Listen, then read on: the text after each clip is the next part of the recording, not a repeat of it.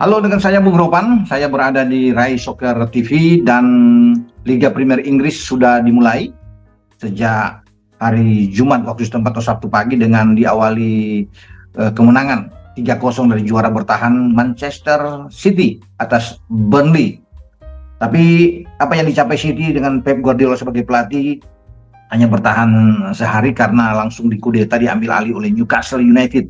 Si kuda hitam di bawah asuhan Eddie Howe ini melabrak habis tamunya Aston Villa di St. James Park dengan 5-1. Sandro Tonali, gelandang yang luar biasa asal Italia yang diambil dari AC Milan, membuktikan bahwa tidak sia-sia manajemen Newcastle bisa merekrut dia dan dia berada di The Magpies, julukan bagi Newcastle. Dan ketika pertandingan baru berlangsung ya tidak lama ya, mungkinnya 4 menit ya, dia sudah bisa mencetak gol. Luar biasa bagi seorang Tonali, mendapatkan umpan dari Anthony Gordon, dan debut dia yang sangat baik, menjadi pencetak gol tercepat sepanjang sejarah Newcastle dalam pertandingan pembukaan dibuat oleh pemain yang baru masuk, dan mereka pesta gol. Walaupun Diaby bisa menyamakan kedudukan pemain Aston Villa, tapi 2 gol dari Alexander Isak, Callum Wilson, Harvey Barnes juga yang masuk di babak kedua, melengkapi kemenangan dari The Magpies yang membuat mereka sekarang ada di posisi puncak klasemen. Kemudian diikuti oleh Brighton. Brighton juga banyak kehilangan pemain ya, termasuk mereka sudah McAllister keluar, kemudian Robert Sanchez, penjaga gawang terbaik mereka pada musim kemarin, pergi ke Chelsea. Terakhir adalah Moises Caicedo yang juga sudah deal dengan Chelsea lewat kontrak yang gila benar, kontrak terpanas pada musim ini dengan 115 juta pound. Sudah banyak hilang, tapi pasukan ACRB ini masih oke juga ya. Mereka bisa menang dengan 4-1 atas Luton Town, pendatang baru promosi dari Championship. Dan memang kabar buruk bagi tim-tim yang baru masuk, baru promosi ya, selain Burnley yang dihajar di depan publik sendiri dengan 3 gol oleh City, kemudian Brighton menghajar Luton Town, juga Sheffield United juga kalah dari Crystal Palace di kandang sendiri. Jadi memang ini kabar buruk bagi 3 tim promosi. Nah, kemarin itu juga sudah dilalui dengan bagaimana penantang terkuat bagi City musim ini, Arsenal, yang menang 2-1 atas Nottingham Forest. Memang begitu kurang mengesankan kalau bermain di kandang, mereka hanya menang tipis dengan kualitas pemain-pemain yang hebat.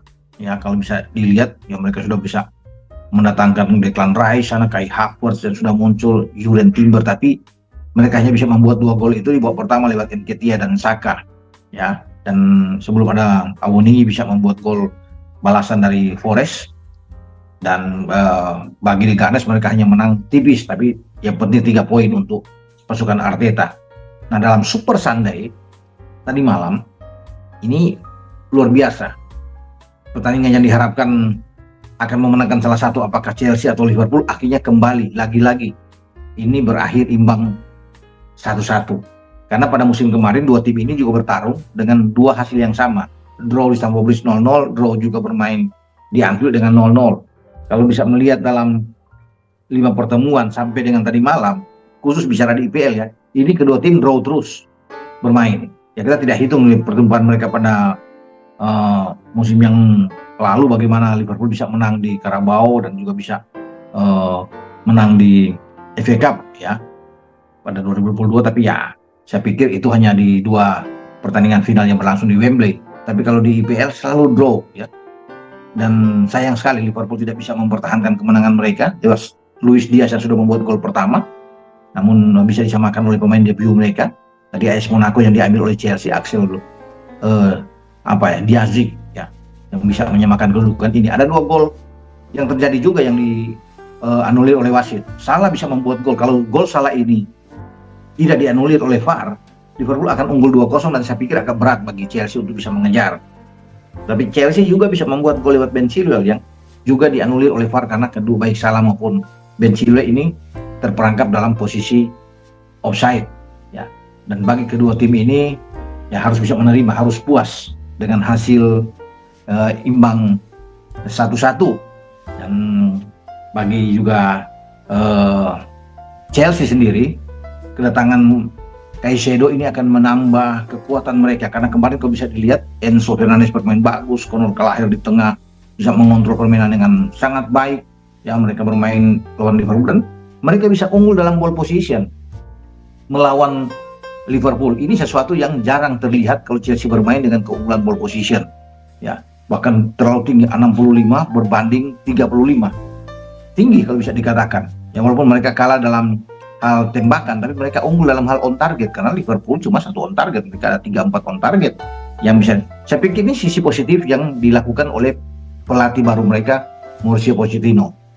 Memang kurang puas, oke, karena tidak bisa memenangkan pertandingan, tapi ini hasil yang maksimal menurut saya karena Pochettino mengawali dengan hal yang baik. Menghadapi tim kuat seperti Liverpool mereka tidak kalah. Demikian juga dengan Jurgen Klopp, mengawali pertandingan pertama ini tidak kalah walaupun mungkin dia kurang puas dengan penampilan timnya. Makanya lini serang mereka yang begitu kuat yang terlihat dengan Salah, Luis Diaz, Gakpo, Diogo Jota itu tidak bisa membuat gol lebih dari 1, hanya ditarik di babak kedua semua ya untuk digantikan. Namun perubahan-perubahan yang dibuat oleh Klopp ini juga tidak berbuah hasil yang baik di babak kedua karena mereka tidak mampu bisa mencetak gol dan memenangkan pertandingan. Tapi apapun itu, saya pikir kedua tim harus bisa. Ini baru pertandingan pertama. Kedua tim pasti harus fokus untuk ke depan karena masih panjang perjalanan di IPL. Nah, kabar yang tidak bagus bagi Liverpool karena mereka gagal bisa mendapatkan Caicedo karena tadinya kan hampir saja Caicedo berlabuh dengan tawaran mereka 110 juta pound. Akhirnya dengan 115 juta pound yang ditikung lagi oleh Chelsea membuat Caicedo ini bermain di Chelsea karena memang hati Caicedo itu di Chelsea, bukan di Liverpool.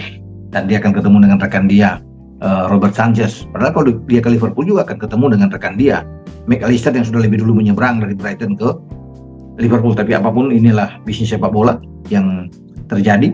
Kita akan tunggu perkembangan ke depan karena jual beli pemain ini masih akan berlangsung di IPL paling tidak sampai 1 September yang akan datang. Kejutan-kejutan apalagi yang akan terjadi dalam bursa transfer kita akan ikuti.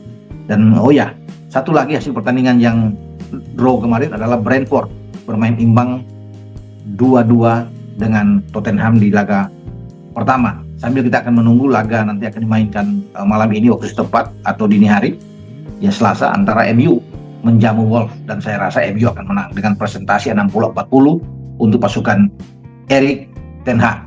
Sampai di sini dengan saya Bung Ropan. Ingat, bola itu bulat, giring terus.